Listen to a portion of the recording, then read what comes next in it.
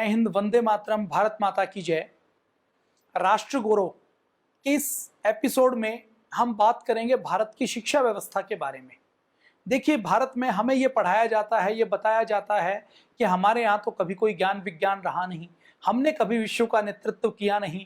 हमें जो बताया जाता है, जो पढ़ाया जाता है कि हमारे यहाँ वेदों के अंदर साइंस है, हमारे शास्त्रों के अंदर हमारे पूर्वजों ने ज्ञान विज्ञान के उन्नत उत्तम शिविर को छुआ है, उसके बारे में हमारे मन के अंदर एक हीन भावना बैठा दी गई है। और वो हीन भावना इतनी गहरी है कि जब कोई हमारे सामने हमारे आत्मगौरव की बात करता है तो हमें यकीन नहीं होता। डॉक्टर एपीजे अब्दुल कलाम एक संस्मरण बताते हैं। वो कहते हैं कि मैं किसी मीटिंग में किसी भारतीय से मिला और जब मैंने उनको बताया कि इंग्लैंड के अंदर जो रॉकेट साइंस गया, उस इंग्लैंड के म्यूजियम में और इंग्लैंड के लेखकों ने ये लिखा है कि वो साइंस 18वीं शताब्दी से पहले जब अंग्रेजों की दक्षिण भारत के शासकों के साथ झड़प होती थी, उसमें एक राजा होता था टीपू सुल्तान, उसके साथ जो झड़प होती थी वहां भारत के राजाओं ने रॉकेट का प्रयोग किया था और उस रॉकेट के सैंपल अंग्रेज इंग्लैंड में लेकर गए। जब वहां के ब्रिटेन के जब वहां मिलिट्री सेक्रेटरी ने वो सैंपल देखे तो उन्होंने कहा कि हमें इसके ऊपर प्रयोग करना चाहिए, हमें खुद यहाँ पर रॉकेट बनाने चाहिए। वही रॉकेट से डेवलप होते होते अब मिसाइल्स बनी हैं। तो किसी व्यक्ति को जब डॉक्टर एपीजे अब्दुल कलाम ने ये बात बताई तो उस इंडियन व्यक्ति को ये यकीन नहीं हुआ। उसने आगे ये कहा कि भारत के अंदर ये विज्ञान हो ना हो, विदेश से आया होगा, अंग्रेजों ने ही दिया होगा। अब डॉक्टर एपीजे अब्दुल कलाम बहस नहीं करते थे। उन्होंने कहा कि नहीं, मैं आपको इसका प्रमाण दूंगा और उन्होंने अंग्रेजी की छपी हुई वो पुस्तक, सारे एविडेंस उसको दे दिए। अब एविडेंस और पुस्तक देने के बाद जब हमें पता लगे कि रॉकेट साइंस सबसे पहले भारत में रहा है, मिसाइल हमने बनाई है, तो डॉक्टर एपीजे अब्दुल कलाम ये एक्सपेक्ट कर रहे थे कि ये जो सामने इंडियन व्यक्ति है जिसकी रगों में भारतीय खून दौड़ रहा है, इसके अंदर गौरव का भाव आएगा, ये प्रशंसा करेगा, ये अपने पूर्वजों के ऊपर गर्व करेगा। लेकिन डॉक्टर एपीजे अब्दुल कलाम अपनी पुस्तक में लिखते हैं कि वो हैरान रह गए जब उस व्यक्ति ने ये सारे एविडेंस देने के बाद भी उसने कहा हो सकता है लेकिन लगता तो नहीं। तो डॉक्टर एपीजे अब्दुल कलाम कहते हैं कि हमें सबसे पहले इस आत्म विमुक्ता से, इस आत्महीनता से, इस इन्फेरिटी कॉम्प्लेक्स से बाहर निकलने की आवश्यकता है। जब तक हम इस इन्फेरिटी कॉम्प्लेक्स से बाहर नहीं निकलेंगे तब तक हम कुछ बड़ा काम कर नहीं पाएंगे। तो कुछ ऐसे ही भाव भारत के एक एक विद्यार्थी के मन में डाल दिए गए हैं। ऐसे विद्यार्थी जो आजादी के बाद जिनका जन्म हुआ, आजाद हवा में जिन्होंने सांस लिया, लेकिन वो भी जब पाठ्य पुस्तकें पढ़ते हैं तो उनके डीएनए के अंदर, उनके ब्रेन के अंदर ऐसी प्रोग्रामिंग डाल दी जाती है कि हमारा इतिहास तो हारों का इतिहास है, हमारे पूर्वजों की तो कभी कोई अचीवमेंट रही नहीं, हमारे यहाँ तो ज्ञान विज्ञान के नाम पर कोई चीज है नहीं। और उस आत्महीनता के भाव में वो सारी नकल अंग्रेजों की करते हैं। कपड़े अंग्रेजों जैसे पहनेंगे, बोलने की भाषा की नकल अंग्रेजों की करने की कोशिश करेंगे, गर्मी के मौसम में टाई पहनने की, सूट पहनने की कोशिश करेंगे ताकि वो मॉडर्न दिखें। माताओं बहनों ने तो अब सती सावित्री और सीता को छोड़कर अब उन्होंने अंग्रेजी फिल्म स्टारों को अपना रोल मॉडल मान लिया है। चुन्नी उनके सीने से गायब हो चुकी है, कपड़े और छोटे होते जा रहे हैं। क्यों? ताकि हम मॉडर्न बन जाएं। मॉडर्न बनने की होड़ में हम कैसे अपने ज्ञान विज्ञान, अपनी परंपराओं से कट रहे हैं और कैसे अपराध के, असमंजस के, डिप्रेशन के दलदल में जा रहे हैं, ये हमें ये कहानी कहती है कि आत्मगौरव नहीं होने का नुकसान क्या होता है। हमने कल के एपिसोड में बात की थी नालंदा विश्वविद्यालय के बारे में। अब मैं ये एक अंग्रेज जिसने वेनसांग की डायरी देखकर ये सोचा कि नालंदा विश्वविद्यालय नाम का कोई विश्वविद्यालय बिहार में पटना से 90 किलोमीटर दूर आज के बिहार शरीफ के पास हो सकता है, तो उसने खुदाई करवानी शुरू की। 1915 में खुदाई करवानी शुरू की, 1920 तक वो विश्वविद्यालय निकला। लेकिन यदि कोई 1915 में खुदाई होने से पहले मेरे जैसा कोई व्यक्ति होता और वो कहता कि भारत के अंदर तो 10-10 हजार विद्यार्थी एक साथ पढ़ सकें ऐसा विश्वविद्यालय होता था, तो लोग उसके ऊपर यकीन नहीं करते। वो कहते कि प्रमाण दिखाओ। और हमारा वो भारतीय व्यक्ति यदि प्रमाण के रूप में कोई पुस्तक दिखा देता, वेनसांग की डायरी दिखा देता, वो तो विदेशी है और अपने यहाँ विदेशी को बहुत सम्मान की नजरों से देखा जाता है। हम भारत का अपना जो जैन धर्म ग्रंथ है उसको दिखाते जिसमें नालंदा विश्वविद्यालय की चर्चा है या कुछ और दिखाते, तो लोग उसको नकार देते कि आपके ये जो धर्म ग्रंथ हैं, आपकी ये जो चीजें हैं, ये पूरी तरह से कपोल कल्पनाएं हैं। जैसे अलादीन का जादुई चिराग है, जैसे अलिफ लैला की कहानियां हैं, ऐसे ही आपकी ये कहानियां हैं, ये नकार देता। लेकिन 1920 के बाद पूरी दुनिया के सामने, पूरी दुनिया में भारतीय गौरव के रूप में नालंदा खड़ा हो गया। और अगर नालंदा 1920 में निकल आया था तो मुझे दुख इस बात का होता है कि हमें हमारी पाठ्य पुस्तकों में नालंदा के बारे में, नालंदा के गौरव के बारे में बताया क्यों नहीं जाता, पढ़ाया क्यों नहीं जाता। हमें क्यों नहीं कहा जाता कि आज पूरी दुनिया में विश्वविद्यालय चाहे कहीं भी खुले हों, लेकिन सबसे प्राचीन विश्वविद्यालय ऐसे हमारे यहाँ रहे हैं जहां लाइन लगकर विदेश के लोगों के छात्रों को एडमिशन मिलता था। और उस समय जो विदेशी छात्र यहां पर आते थे, कहां से आते थे? मंगोलिया से, कंबोडिया से, चीन से, जापान से, इन देशों से जब यात्री आते थे, यात्रा इतनी सुगम नहीं होती थी। पहाड़ों को, नदियों को, नालों को, बर्फ को पार करके पैदल या खच्चरों के ऊपर आना पड़ता था। और जो शिक्षा ग्रहण करने के लिए आते थे उनको इस बात की गारंटी नहीं होती थी कि वो शिक्षा प्राप्त करके, पहली बात तो यहां आएंगे तो उनको एडमिशन मिलेगा कि नहीं मिलेगा। एडमिशन मिल भी गया, पढ़ भी लिए, तो पढ़ने के बाद वो वापस पहुंच पाएंगे कि नहीं पहुंच पाएंगे, क्योंकि रास्ते में नदियों को पार करना है, पहाड़ों को पार करना है, दर्रों को पार करना है, जंगलों को पार करना है, हिंसक जानवर मिल सकते हैं। तो लेकिन फिर भी ये ज्ञान की पिपासा कितनी रही होगी भारत की, जो शिक्षा की लो है उसकी चमक कितनी रही होगी, उसकी गर्मी कितनी रही होगी। तो भी जैसे मशाल के ऊपर पतंगा आता है, उसको पता है कि मैं मर सकता हूं, मैं जल सकता हूं, लेकिन फिर भी वो दीवाना होकर आता है। ऐसे ही दीवाने होकर जो प्रकाश की किरण की आशा में, ज्ञान की आशा में विदेशी लोग भारत के नालंदा में आते थे। 3 जनवरी 2017 की बात है। 2015 में भूटान के राज परिवार में एक बच्चे का जन्म हुआ, छोटा सा बच्चा जन्म हुआ, 1 साल का हुआ, 1.5 साल का हुआ। जैसे ही बोलना शुरू किया तो तुतलाकर बोलना शुरू किया, तो वो नालंदा विश्वविद्यालय की बात करता था कि मेरा जन्म वहां हुआ था, मैं वहां पर पढ़ा था, मैंने ये पढ़ा था, हम ऐसे ध्यान करते थे, इतना बड़ा विश्वविद्यालय हमारा होता था। तो भूटान के पूरे राज परिवार ने उनकी बातों को नकारना शुरू किया। ये सोचना शुरू किया कि जैसे छोटा बच्चा बात करता है, बिना सिर की, बिना पैर की, वैसे ये बात कर रहा है। जब वो 2-2.5 साल का हुआ तो उसने और ज्यादा बात करनी शुरू की। उसने कहा कि मुझे तो वहां पर ले चलो, नालंदा में ले चलो, मुझे तो भारत में ले चलो, वहां पर नालंदा विश्वविद्यालय है, वहां पर मैं पढ़ा हूं, वहां पर मेरे सोने का कमरा है, वहां पर मेरे रहने का कमरा है, वहां पर मैंने स्टडी की है, वहां पर मैंने मेडिटेशन किया है, वहां पर मैंने ये सीखा है, उसके बारे में बात करता था। अब भूटान के राज परिवार को जब वो बात सुन सुनकर परेशान हो गए कि अब क्या करें, तो एक बार उन्होंने निर्णय किया कि चलो, भारत और भूटान तो पड़ोसी देश हैं। एक बार जब राज परिवार उनकी यात्रा के ऊपर आ रहा था तो उन्होंने सोचा कि चलो इस 3 साल के बच्चे को भी साथ ले जाते हैं। ये तिथि थी 3 जनवरी 2017 की। वो छोटे बच्चे को साथ ले आए। आप गूगल कर सकते हैं, यूट्यूब के ऊपर आपको बहुत से रिकॉर्ड मिलेंगे। छोटा बच्चा जो भूटान का राजकुमार भारत में आया और भारत में आकर उसने क्या क्या बताया, क्या क्या देखा, और जो भीड़ लगी उस समय, जिले के डीएम से लेकर एसपी से लेकर पूरे देश का मीडिया वहां पर था। और भूटान के राजकुमार को कुछ नहीं मिलने वाला इस बात से झूठ बोलने में, इस बात से ढोंग आडंबर पाखंड करने में, तो वो वहां पर ले आए। भूटान की राजमाता दोरजी वांगचुक अपने नाती को यहां पर लेकर आई।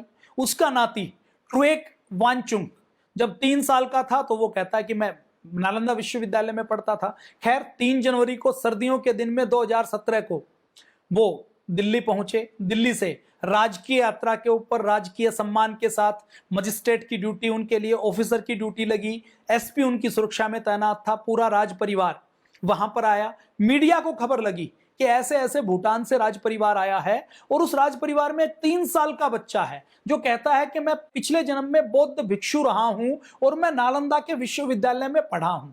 अभी तक नालंदा का विश्वविद्यालय खंडर के रूप में है हमारे सामने, उसके बारे में वेनसांग ने जो लिखा उसकी डायरी हमारे सामने है। लेकिन नालंदा में पढ़ने वाला कोई व्यक्ति आए और वो कहे कि मैं यहां पर 1200 साल पहले पढ़ता था और यहाँ पर इन चीजों की पढ़ाई होती थी, और इतना समृद्ध ये विश्वविद्यालय था, ये नगर इतना समृद्ध था, तो ये हर भारतीय के लिए एक विशेष आश्चर्य की बात थी।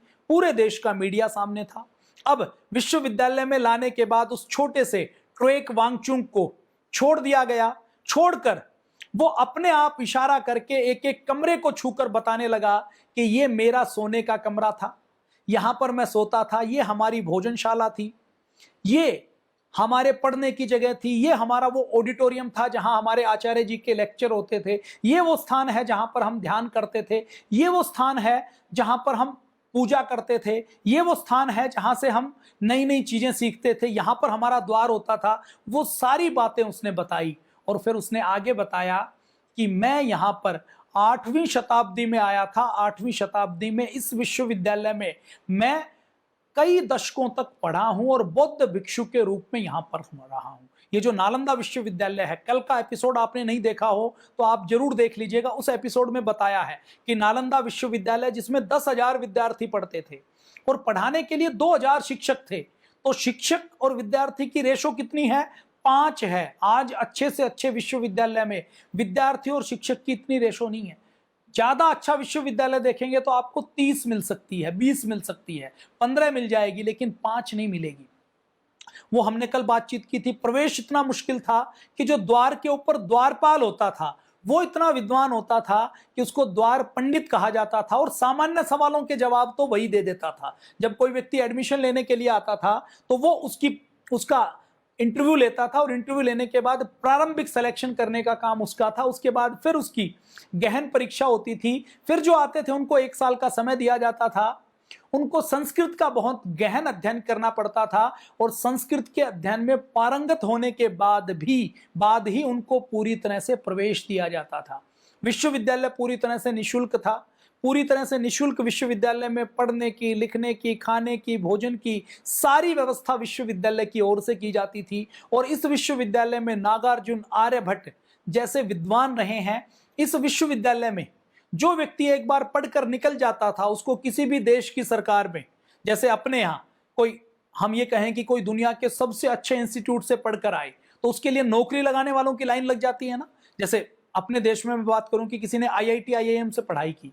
अब IIT IIM से पढ़ाई की तो उसको आराम से 10, 12, 15 लाख रुपए, 20 लाख रुपए से लेकर 50 लाख रुपए का ईयरली पैकेज बहुत आराम से किसी भी कंपनी में मिल जाता है। बड़ी बड़ी कंपनियां केवल उनको इस नाम से कि इन्होंने IIT से, IIM से पढ़ाई की है, लेने के लिए तैयार रहती हैं।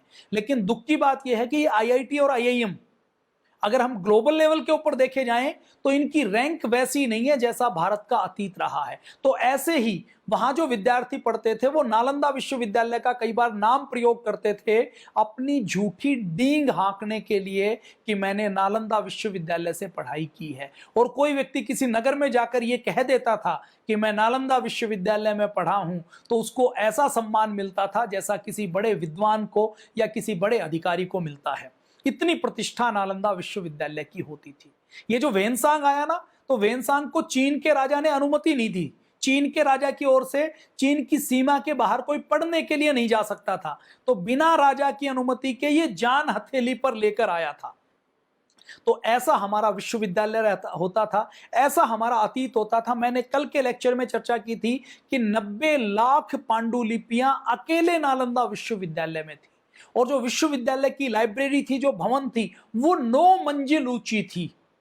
3 मंजिलें तो अभी भी, आप कभी बिहार जाएं, पटना जाएं तो नालंदा में आप जा सकते हैं और वहां पर आप देख सकते हैं। किसी रिसर्च के ऊपर, किसी साइंटिफिक थ्योरी के ऊपर, किसी आध्यात्मिक वाद विवाद के ऊपर कहीं कोई निर्णय नहीं हो पाता था, तो वो सारे लोग कहां पर देखते थे? वो नालंदा विश्वविद्यालय की ओर देखते थे कि नालंदा के विद्वानों की ओर से जो निर्णय आ जाएगा वो निर्णय प्रामाणिक होगा, वो निर्णय अंतिम होगा। उस विश्वविद्यालय के अंदर पूरी तरह से डेवलप विश्वविद्यालय था। इस डेवलप विश्वविद्यालय में आज जो हिस्सा दिखाई देता वो केवल 10% है। 90% हिस्सा तो ऐसा है जो अभी भी मिट्टी के अंदर दबा हुआ है, समय की परत के नीचे दबा हुआ है, जिसको निकालने की आवश्यकता है। और अपने यहाँ केवल नालंदा विश्वविद्यालय नहीं होता था, नालंदा विश्वविद्यालय के साथ साथ अपने यहाँ हजारों विश्वविद्यालय, हजारों विद्यालय, हजारों गुरुकुल होते थे। और कैसे गुरुकुल होते थे आप अंदाजा लगा लीजिए। इन गुरुकुलों में अगर हम बात करें तो इन गुरुकुलों में, इन विद्यालयों में, इन विश्वविद्यालयों में सारे विषयों की पढ़ाई होती थी। नालंदा के साथ साथ, नालंदा कितना पुराना है? 1500 साल पुराना है। अब जो मैं आपके सामने बात करने वाला हूं वो 3000 साल पुराने विश्वविद्यालय की बात कर रहा हूं। और ये जो मैं बात कर रहा हूं ये प्रमाण वाली बात कर रहा हूं, जिसको आर्कियोलॉजिकल सर्वे ऑफ ने और जिसने विश्व के वैज्ञानिकों ने स्वीकार कर लिया। 3000 साल पहले हमारा एक विश्वविद्यालय होता था, तक्षशिला विश्वविद्यालय के नाम से, जो आज पाकिस्तान में पड़ता है, इस्लामाबाद के नजदीक, रावलपिंडी के बाद के पास, जो 1000 ईसा पूर्व से लेकर 5वीं शताब्दी तक रहा। 5वीं शताब्दी के बाद फिर आक्रमण हुआ, युद्ध हुए, तो वो नगर नष्ट हो गया। वो तक्षशिला विश्वविद्यालय भी रेत के नीचे दब गया।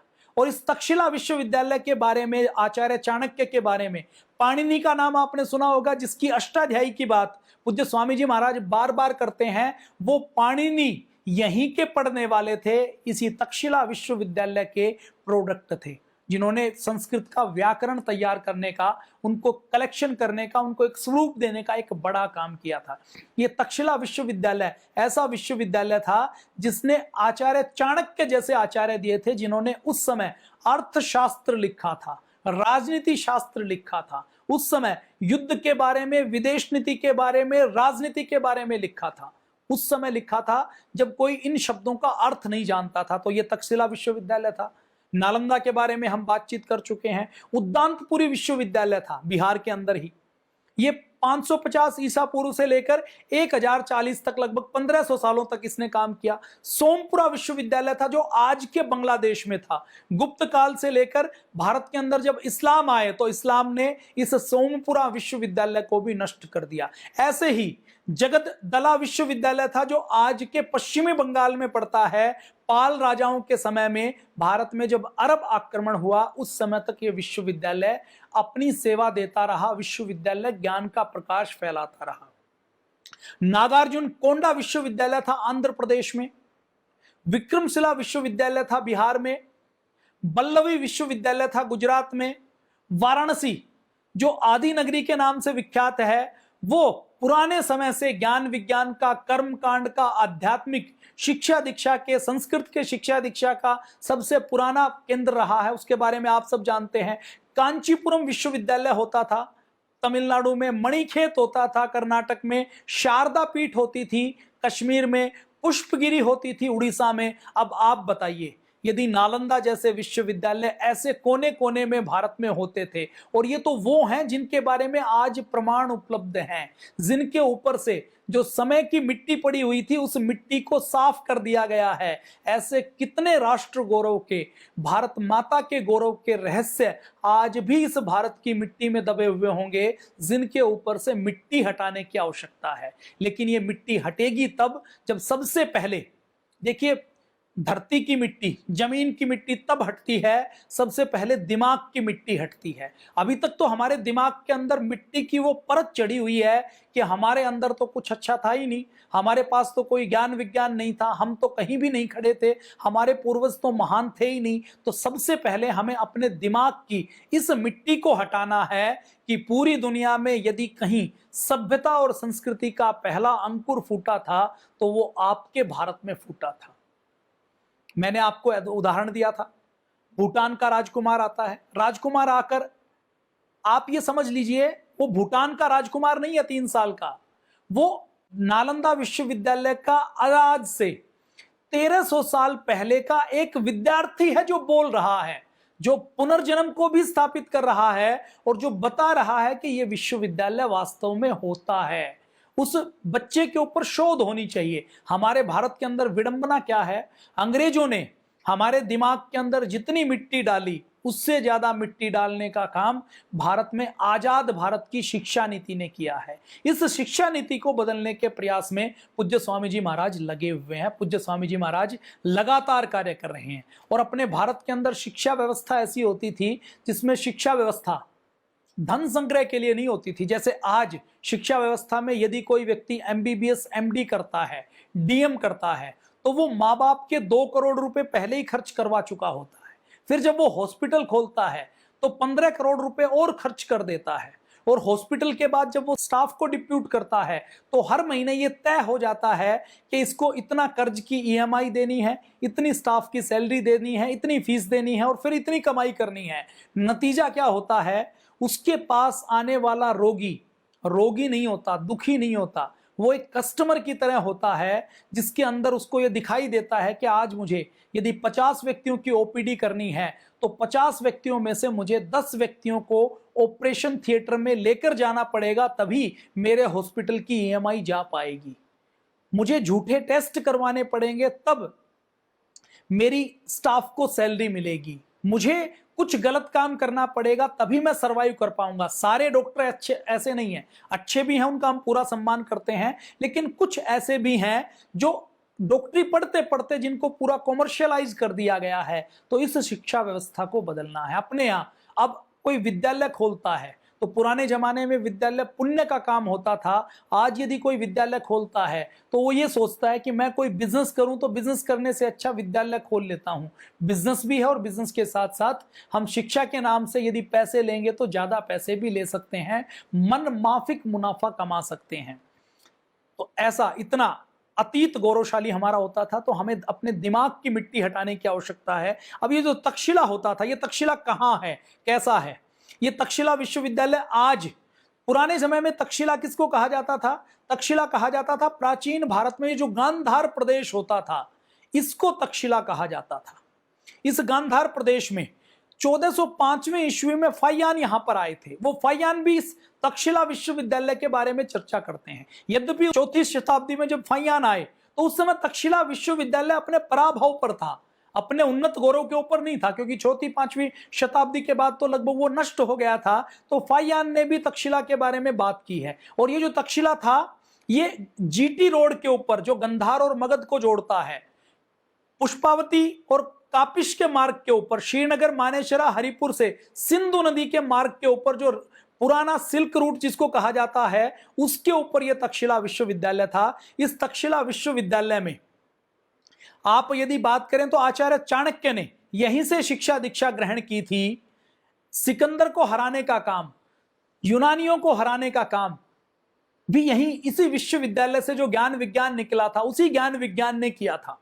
इस विश्वविद्यालय की स्थापना में सम्राट अशोक और उसके वंशजों का इसका सहयोग करने में बहुत बड़ा योगदान रहा है। इस विश्वविद्यालय का खनन भी जनरल कनिंघम, जिन्होंने नालंदा का खनन किया, उन्होंने ही इसका खनन शुरू करवाया था, इसकी बातचीत की थी। और 1912 के बाद भारतीय पुरातत्व विभाग की ओर से सर जॉन मार्शल के नेतृत्व में यह खुदाई शुरू हुई थी। और उसके बाद पूरी दुनिया के सामने जैसे नालंदा निकला वैसे ही तक्षशिला निकला। और यह तक्षशिला जो निकला वो पाकिस्तान के रावलपिंडी जिले के पास एक बस्ती इसकी निकली, दूसरी बस्ती रावलपिंडी से 20 किलोमीटर दूर दूसरे खंडर से निकली, तीसरे खंडर से निकली। और आज भी यदि तक्षशिला विश्वविद्यालय के बारे में खोज की जाए तो भारतीय अतीत के और बहुत से पन्ने निकल सकते हैं और बहुत सी जानकारियां निकल सकती हैं। पुराने जमाने में वाराणसी को कर्मकांड की शिक्षा मानी जाती थी, लेकिन तक्षशिला ऐसा विश्वविद्यालय था जहां पर आयुर्वेद पढ़ाया जाता था, सर्जरी पढ़ाई जाती थी, मेडिसिन पढ़ाई जाती थी, गणित पढ़ाया जाता था। जितने लौकिक और पारलौकिक विषय हैं वो सारे यहां पर पढ़ाए जाते थे। परा अपरा विद्या के सारे विषय यहां पर पढ़ाए जाते थे। पाणिनि जैसे संस्कृत के विद्वान यहां पर हुए हैं। तो ऐसा हमारा तक्षशिला होता था, ऐसा हमारा नालंदा होता था, ऐसा हमारा विक्रमशिला होता था। ये सारे प्रमाण आज उपलब्ध हैं। ये सारे भारतीय गौरव के प्रतीक हैं। आपको और हमें भूटान के उस राजकुमार की कहानी अपने हर बच्चे को सिखानी है, हर बच्चे को सुनानी है। उससे दो बातें क्लियर होंगी। भूटान का जो राजकुमार यहां पर आया था, उसको दूसरे लोगों के लिए वो एक खबर हो सकती है, लेकिन हमारे लिए वो गर्व और गौरव का विषय है। भूटान का राजकुमार हमारे पूरे ज्ञान विज्ञान के ऊपर स्टैंप लगाता है कि 1300 साल पहले भारत शिक्षा में उन्नत था। और दूसरी स्टैंप लगाता है कि यदि 3 साल के बच्चा पिछले 1200 साल पुरानी जन्म की बातों को याद करके आज यदि प्रमाणित कर सकता है, तो इसका मतलब भारत के अंदर हमारे ऋषियों ने, हमारे मुनियों ने जो पूर्व जन्म और पुनर्जन्म की थ्योरी दी है वो 100% प्रमाणिक है, और वो प्रमाणित है तो हमारे वेद दर्शन उपनिषद प्रमाणित है। हमें अपने वेद दर्शन उपनिषद पर, हमारे प्राचीन ज्ञान विज्ञान पर पूरा भरोसा करके भारत के अंदर वही शिक्षा व्यवस्था को लागू करना है और भारत को दोबारा से विश्व गुरु भारत बनाना है। देखते रहिए। इसी प्रकार से राष्ट्र गौरव के अलग अलग अंक हमने कल नालंदा की बात की, आज तक्षशिला की बात की। इसी प्रकार भारत की शिक्षा व्यवस्था के बारे में, भारत के ज्ञान विज्ञान के बारे में हम बातचीत करते रहेंगे। खुद जागेंगे, खुद स्वाध्याय करेंगे, दूसरों को जगाएंगे और पूरे भारत का स्वाभिमान जगाना है, गौरव जगाना है और भारत को विश्व गुरु बनाना है। इस सारे एपिसोड को आप भारत स्वाभिमान के YouTube चैनल पर देख सकते हैं। आस्था की ऐप एंड्रॉइड पर उपलब्ध है, आप अपने मोबाइल पर डाउनलोड कर सकते हैं। पूरा वैदिक चैनल आप आस्था की एप्लीकेशन के ऊपर देख सकते हैं। आस्था चैनल देख सकते हैं। पूज्य स्वामी जी महाराज और श्रद्धेय आचार्य जी के सारे प्रोग्राम, सारे भजन, पूज्य मोरारी बापू से लेकर जितने भी बड़े संत हैं उन सब के कार्यक्रम आप यहां पर देख सकते हैं। तो मैं अब आपसे विदा लेता हूं। कल शाम को 7:30 बजे फिर मिलते हैं प्रतिदिन वैदिक चैनल पर। बुधवार से लेकर रविवार तक राष्ट्र गौरव के इन कड़ियों में आप हमसे जुड़ते रहिए, अपने बच्चों के साथ चर्चा करते रहिए और आप और हम मिलकर भारत को परम वैभवशाली बनाएंगे, विश्व गुरु बनाएंगे। इसी संकल्प के साथ आज विदा। जय हिंद, वंदे मातरम, भारत माता की जय।